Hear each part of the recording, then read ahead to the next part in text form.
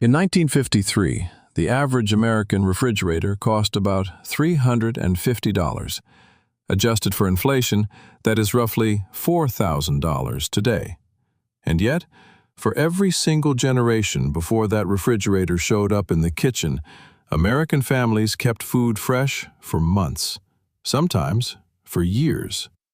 Without electricity, without plastic, without a single trip to the store for cling wrap. They used salt and lime and rendered fat and ceramic and sand and cold creek water and the earth itself. And here is what gets me. Most of those methods still work, right now, today. The chemistry has not changed. The biology has not changed. The only thing that changed was that we forgot. I spent 2 weeks pulling apart old cookbooks, agricultural bulletins, and homesteading manuals for this one. And what I kept finding, over and over, was the same pattern. A technique that sounds bizarre on paper, maybe even a little gross, turns out to be backed by completely sound science. Your grandmother was not guessing. She was operating a food preservation system that had been refined over centuries of trial and error, and she did not need a degree to run it. She needed a stoneware crock, a bag of salt, and the kind of patience that does not exist anymore. So here is what we are going to do. We are going to walk through the old American kitchen, trick by trick, and I'm going to show you exactly how each one worked, why it worked, and, in a lot of cases, why the modern replacement is actually worse. But first, you need to understand the world these tricks came from. Because without that context, a jar of eggs sitting in lime water just sounds insane. Before refrigerators became standard household appliances in the 1940s, the American kitchen operated on a completely different logic. Think about it. No freezer, no vacuum sealer, no zip-seal bags. The plastic bread bag did not even exist until sliced bread showed up in 1928, when a jeweler-turned-inventor named Otto Rohwedder finally got his bread-slicing machine into a bakery in Chillicothe, Missouri. Before that, you had a whole loaf. You wrapped it in cloth, and if you did it right, it lasted. The kitchen was the nerve center of a household preservation operation that ran all year long. Spring meant eggs coming in faster than any family could eat them. Summer meant berries and stone fruits arriving in waves, all of them ready to rot within days. Autumn was the canning marathon, the meat curing, the root cellar stocking. Winter was when you found out whether you had done your job. If your preservation failed in January, your family did not eat.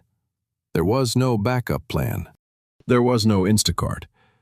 And this system was not primitive. A 1951 edition of The American Household Encyclopedia, published by N.H. and S.K. Major, dedicated over 60 pages to food preservation techniques. 60 pages. That is not a footnote. That is a curriculum. The Good Housekeeping Institute, which started testing products and methods back in the 1880s, ran systematic experiments on everything from egg storage to butter freshness. These were not folk remedies passed around on a whim. They were tested, documented, and published in magazines that reached millions of households every month. All right, back to the kitchen. And we are starting with the one that blew my mind the most: eggs. Specifically, what your great-grandmother did with them in spring when her chickens were laying like it was their full-time job, which, technically, it was. The problem was straightforward. In March, April, May, a backyard flock might produce more eggs than a family of 6 could eat. By December, those same hens were barely laying at all. Short daylight hours, cold weather, the biology just slowed down. So you had a surplus in spring and a shortage in winter. And the solution was a bucket of lime water. Water glassing. That is what they called it. You took food-grade calcium hydroxide, the same stuff used to keep homemade pickles crisp, mixed it with water, and lowered your freshest, unwashed eggs into the solution, pointy end down. That was it. The lime water sealed the microscopic pores in the eggshell, locking out bacteria, locking in freshness. Fannie Farmer included instructions for this exact method in the Boston Cooking School Cookbook, first published in 1896. A cookbook that sold over 4 million copies. This was not some backwoods secret. It was mainstream kitchen knowledge. And here is the part that sounds impossible. Eggs preserved this way lasted 12 to 18 months. Some homesteaders today, people who still practice this, report cracking open water-glassed eggs after 2 full years and finding yolks that hold their shape and whites that do not smell like a crime scene. 2 years. No refrigerator, no plastic, just lime, water, and a stoneware crock. The catch, and this is important, is that the eggs had to be unwashed. Fresh from the chicken, still wearing their natural protective coating, a thin layer called the bloom. Most Americans do not know this, but the United States is one of the only countries in the world that refrigerates eggs at the grocery store. In most of Europe, in most of Asia, eggs sit on the shelf at room temperature. The reason is that American egg producers wash and sanitize their eggs before sale, which strips off the bloom and makes refrigeration necessary. In countries where eggs are not washed, the bloom stays intact and the egg is naturally shelf-stable for weeks. Your grandmother's unwashed eggs, straight from the coop, had that same protection. The lime water just made it permanent. Now, for families who did not keep chickens or did not have access to pickling lime, there was an even simpler version. Mineral oil. You took a clean cloth, dabbed it with food-grade mineral oil, and rubbed a thin coat over each eggshell. The oil filled those same microscopic pores, created the same barrier. Oiled eggs could sit on a cool pantry shelf for up to 9 months, and commercially, this technique is still used today in countries where eggs are sold unrefrigerated. 9 months of shelf life from a $5 bottle of mineral oil and a rag.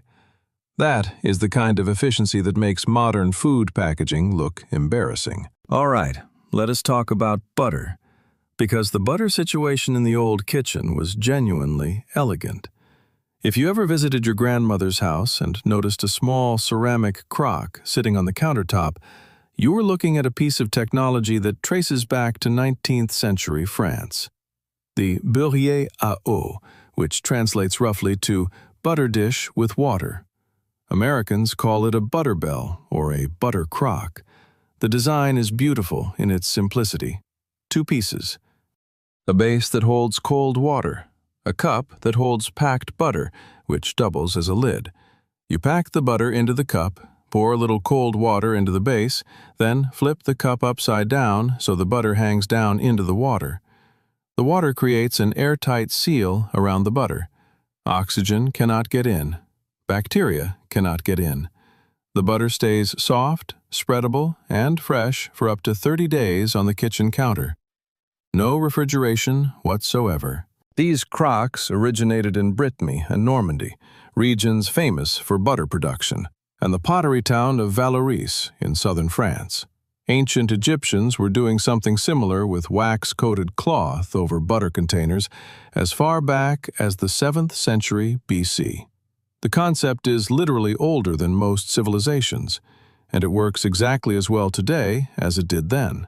Water plus ceramic plus butter equals a month of spreadable perfection. No plastic tub required. Get this. When refrigerators took over American kitchens in the 1940s and 50s, the butter bell basically vanished. Then, in the 1970s, craft potters at American fairs started making them again, and people rediscovered that, oh, right, butter does not actually need to be a cold brick that tears your toast apart. A company called L. Tremaine trademarked the name Butterbell in 1995 and started selling modernized versions. And now they are all over homesteading blogs and vintage kitchen accounts as if someone just invented them. They did not. Your great-grandmother had one. She just did not have an Instagram account. Now, here is where things get interesting, because the next category of tricks is about something Americans used to understand instinctively and have almost completely forgotten: the behavior of fruit and vegetables after harvest. Take apples. Colonial Americans figured out that when you store apples together in a barrel, they rot faster. They did not know why, but they knew the fix. Wrap each apple individually in newspaper. Store them in a cool, dark cellar. Keep them away from potatoes. Science caught up about 200 years later. In the 1930s, a British biologist named Richard Gane proved that ripening fruit produces a gas called ethylene. He had to filter the air around 60 pounds of apples for an entire month to collect enough ethylene to measure, just 0.85 grams. But he proved it. Ethylene triggers ripening in nearby fruit. That is why one bad apple spoils the bunch. It is not a proverb. It is chemistry. The newspaper wrap works because it isolates each apple, absorbs excess moisture, and contains the ethylene each individual fruit produces. Apples stored this way in a cool pantry stay crisp for 6 weeks or more. Some families also pack them in dry sand, sawdust, or dried grain. All of it works on the same principle. Keep them separate, keep them cool, keep them dry. No fancy produce drawer required. And the potato thing is real too. Potatoes release compounds that accelerate ripening in fruit. Your grandmother who told you never to store apples near potatoes was not being superstitious. She was being a chemist. Speaking of root vegetables, here is another one that sounds too simple to work. Sand. Damp sand.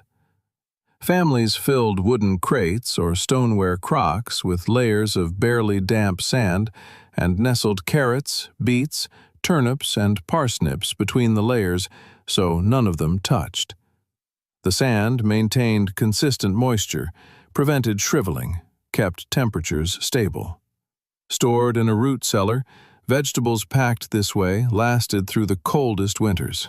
Some families reused the same sandboxes year after year, just refreshing the sand each autumn when the new harvest came in. And that brings us to the root cellar itself.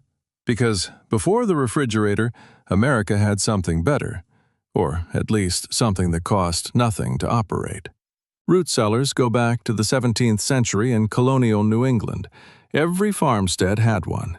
These underground rooms, dug beneath the house or built into a hillside, maintained temperatures between 32 and 40 degrees Fahrenheit year-round, 85 to 90% humidity. That is what the science says you need for long-term vegetable storage, and these farmers nailed it without a thermometer. Potatoes, onions, squash, cabbages, rows of home canned goods, all of it lined the shelves from autumn harvest through late spring. A well-built root cellar could keep a family fed through an entire winter, and during the Great Depression and World War II, root cellars made a major comeback. The Farm Security Office and the Office of War Information actively encouraged families to build and use them as a way to prevent food waste and stretch supplies during rationing. Here is the scale of what we are talking about. A single root cellar, the size of a large closet, maybe 8 feet by 10 feet, could store enough food for a family of 5 for 4 to 5 months. That is roughly 600 pounds of potatoes, 200 pounds of root vegetables, 100 jars of preserved fruits and pickles, and whatever cured meats were hanging from the rafters. All of it powered by nothing more than being underground. No compressor, no freon, no monthly electric bill. In regions with natural cold water springs, families had an even more elegant solution. Springhouses.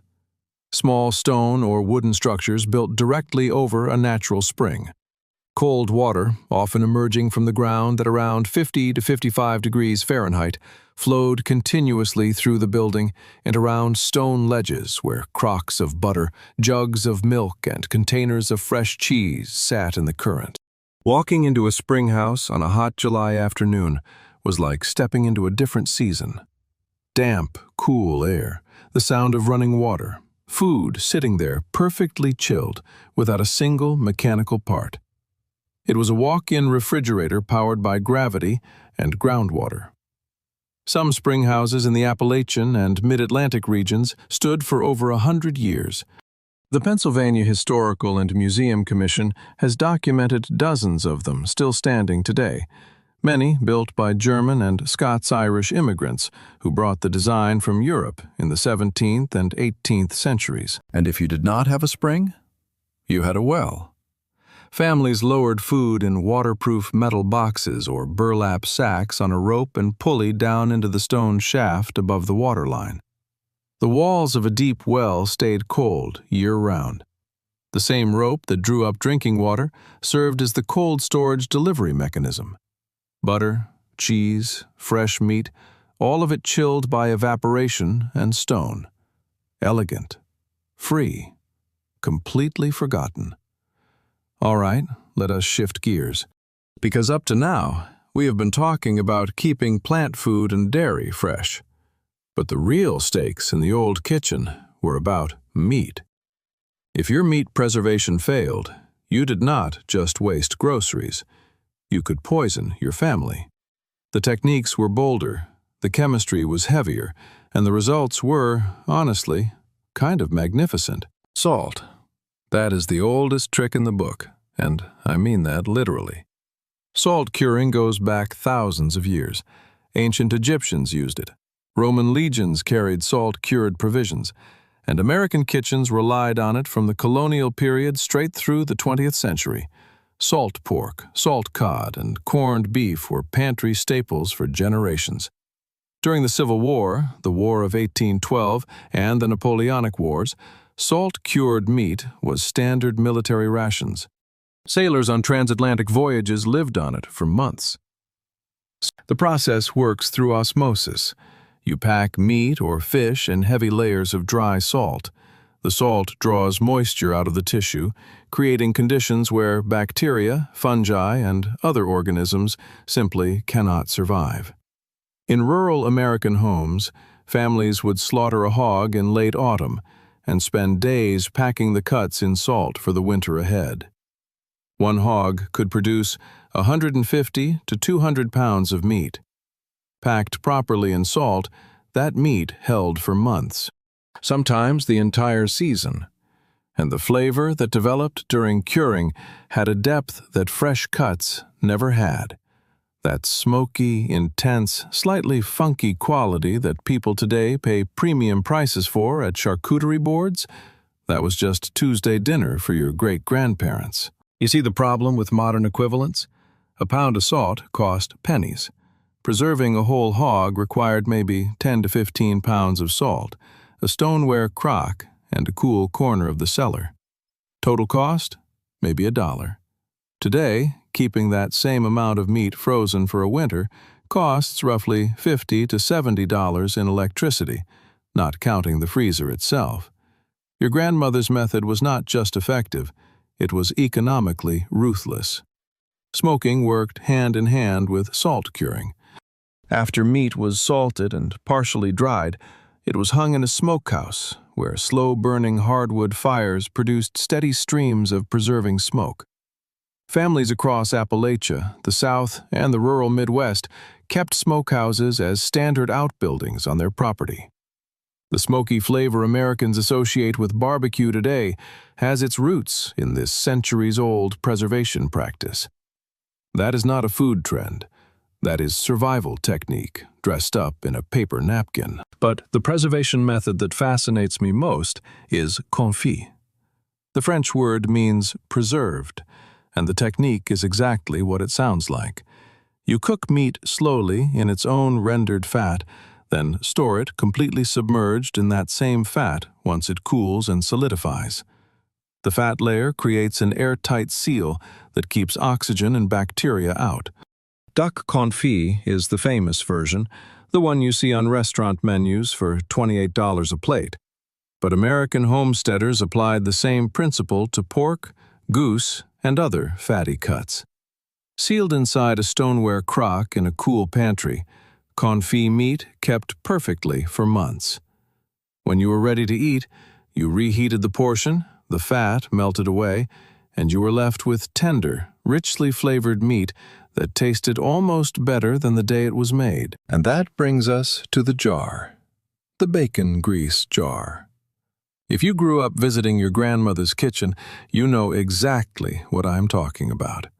A jar sitting beside the stove filled with pale, creamy, rendered bacon fat. She spooned from it when she cooked. She added it to cornbread, fried eggs, green beans, and biscuits. It was simultaneously a cooking ingredient and a preservation habit, because strained bacon fat kept in a sealed jar in a cool spot stays usable for weeks. During World War II, that humble grease jar became a matter of national security. The American Fat Salvage Committee, backed by the soap and glycerin industries, launched an aggressive advertising campaign urging housewives to save every drop of excess cooking fat and donate it to the war effort. Glycerin, extracted from animal fat, was used to manufacture nitroglycerin for explosives. Disney animated Pluto and Minnie Mouse into propaganda shorts about saving kitchen grease. The government paid 4 cents per pound and threw in 2 red ration points as a bonus. Over 4 years, American civilians collected 711 million pounds of kitchen fat. That is roughly 323,000 tons. Now, I have to be honest here, because I found this interesting. Some historians argue that the kind of bombs made from kitchen grease glycerin were relatively minor in the overall war effort. The campaign may have been as much about morale and participation as it was about munitions. But the fact remains, 700 million pounds of bacon grease, collected jar by jar from American kitchens. That is either inspiring or insane. Probably both. All right, we have covered salt and smoke and fat. Now let us talk about acid, sugar, and fermentation, because this is where the old kitchen starts to feel less like survival and more like art. Vinegar pickling. The simplest version did not even require heat. No canning pot, no hot water bath, just vinegar, salt, water, and a stoneware crock. Cucumbers, onions, peppers, beets, even eggs went into vinegar brine and sat in the pantry or root cellar. The high-acid environment stopped microbial growth cold. Those jars of pickled eggs you still see sitting on the counter at old-fashioned general stores and rural diners, that is not decoration. That is a living relic of a preservation tradition that goes back centuries. Fermentation is the one that really gets me, though, because fermentation is not preservation despite bacteria, it is preservation through bacteria. You pack shredded cabbage with salt in a crock, weigh it down, and wait. The natural bacteria already living on the cabbage begin feeding on sugars and producing lactic acid. That acid creates an environment where harmful bacteria cannot survive. The result is sauerkraut. Tangy, probiotic-rich, shelf-stable through an entire winter. German and Eastern European immigrants brought this tradition to America in the 1700s. The first sizable wave settled in the Lancaster, Pennsylvania area in the 1730s, and they carried barrels of sauerkraut with them on the ships. Not just because they liked the taste, because the vitamin C in fermented cabbage prevented scurvy. Captain James Cook loaded his ships with sauerkraut for the same reason. The word first appeared in American English in 1776. By the 1800s, it was a staple in kitchens from Pennsylvania to Wisconsin. The same principle works with cucumbers, carrots, radishes, and dozens of other vegetables. All you need is salt, a crock, and patience. Here is a myth I want to dismantle because I keep seeing it repeated. The idea that canning was always the primary preservation method in American kitchens. It was not. Before John Landis Mason patented his threaded screw-top glass jar on November 30th, 1858, Home canning was messy, unreliable, and occasionally dangerous. You had a flat tin lid, a blob of wax for a seal, and a prayer. Mason's innovation, the threaded jar with a matching zinc lid and rubber ring, made home canning practical. But even after that, canning required glass jars, fuel for heating, and time. During both World Wars, glass and tin were rationed. The government actively promoted alternatives like dry salting, where you layered green beans with generous amounts of salt in crocks. No jars, no fuel, no special equipment. Many people who grew up eating dry salted vegetables insisted they were better in taste and texture than anything canned or frozen. So canning was important, yes, but it was one tool in a much larger kit. The old kitchen was not a one-trick operation. It was an orchestra. And then there is sugar. Sugar does to fruit what salt does to meat. High concentrations draw moisture out of food cells through osmosis, creating conditions too hostile for bacteria and mold. Families preserved summer berries by packing them in thick sugar syrups or rolling them in dry granulated sugar before sealing them in jars. One trick from retro kitchen guides that I love: crystal cherries. You roll freshly pitted cherries in sugar, spread them in a shallow pan, and chill them near the coldest part of the icebox. Sparkling, sweet, shelf-stable for weeks. That is not a recipe. That is alchemy. Fruit leather is another one. When the peach trees or apple trees were producing more than anyone could eat or can, you cooked the fruit down into a smooth puree, spread it thin on parchment or a greased board, and dried it slowly in the sun or a low oven. Flexible, compact, shelf-stable for months. Children loved it. Adults tucked sheets into lunch pails and travel bags. It was the original energy bar, made from nothing but fruit and patience. Not a branded snack with 14 ingredients and a motivational quote on the wrapper.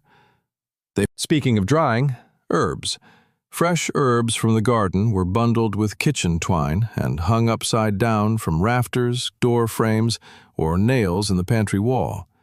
For faster drying, some cooks spread loose leaves on clean window screens propped up in a sunny spot, covered with cheesecloth to keep the insects away. Within a few days, the herbs were dry, brittle, and ready to crumble into jars for winter cooking. Thyme, oregano, rosemary, sage, mint. The kitchen smelled like a garden for days while they dried. Today, we buy dried herbs in tiny plastic containers for $4 each. Your grandmother grew them for free and dried them on a window screen. I'm not saying one is better than the other. Actually, yes, I am. Hers were better. All right, here is one of the stranger tricks on this list. Storing cheese in wood ash. Sounds like something you would do on a dare, not in a functioning kitchen. But the chemistry is straightforward. Wood ash from a clean hardwood fire is highly alkaline. Bacteria cannot grow in alkaline conditions. Families packed wheels or blocks of cheese inside stoneware crocks surrounded by sifted wood ash. The ash pulled moisture from the surface and created a hostile environment for mold. Over time, the cheese developed a harder texture and a deeper, richer flavor, similar to aged Parmesan. It could last for months without refrigeration. The only rule was that the ash had to come from clean hardwood. No treated lumber, no painted scraps, no plastic in the burn pile. And since we are already in strange territory, let me give you one more. Onions in pantyhose. Yes, this is a real thing. You take a clean pair of pantyhose, drop an onion into the toe, tie a knot, drop in another onion, tie another knot, and keep going until the leg is full. Then you hang the whole thing from a hook in the pantry. The nylon mesh allows constant air circulation around each onion while keeping them separated so they do not bruise or transfer moisture. Stored this way in a cool, dry place, onions last for months without sprouting or going soft. When you need one, You cut below the nearest knot. The next onion is ready. Does it look ridiculous hanging in your pantry?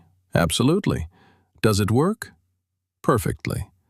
Is it the most efficient use of hosiery in American history? That is debatable. But it is definitely in the top 3.